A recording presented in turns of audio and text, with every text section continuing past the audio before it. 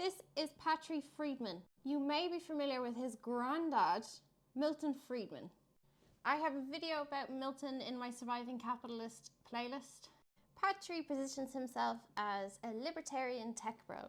He is a living product of imperial programming, an heir to Roman management ideas, rebranding again as startup lingo.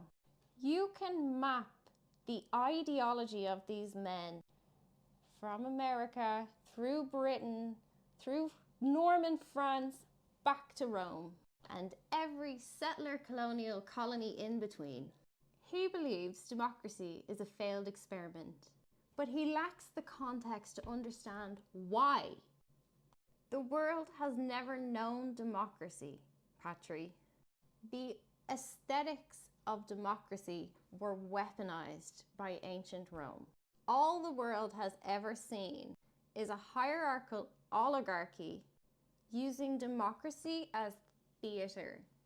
Every democracy in history has functioned as an oligarchy with good PR. From Athens to Rome to Britain to America to France, real decision making has sat with wealthy white idiots like him who are indoctrinated like clones. The elites give you representation. The ballot box is expected to manage your expectation, but real control has stayed networked and quiet. Free market, Granddaddy's favorite term. It just means monopoly and lobbying. Checks and balances are a gridlock to protect the status quo. And freedom is the illusion of choice. Which puppet do you prefer? It was this man's grandfather whose ideas gutted public services and wrecked the global south and empowered corporate, openly elitist oligarchy. He is a former Google engineer and the founder of the Seasteading Institute, which believes that white men should rule from domes on the sea where there's no transparency. He is an extremely dangerous man. He writes, funds, and incubates projects that are designed to dismantle any semblance of remaining democracy. He is a dynastic ideologue, a carrier of neoliberal script with access to capital and elitist patronage. He doesn't believe in public health care. He doesn't believe in worker protection. He doesn't believe in democracy. And he doesn't think that nation states should have any social obligations to the people who pay them. So maybe we just don't pay them then.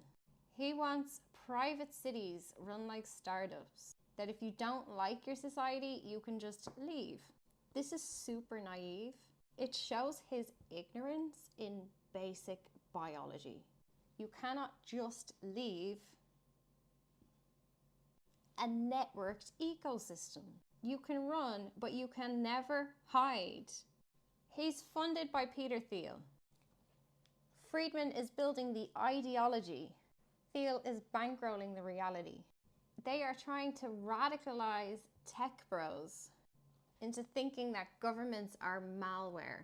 He has elite access without accountability. He's never been elected, but he has shaped the logic behind many post-2010 startups.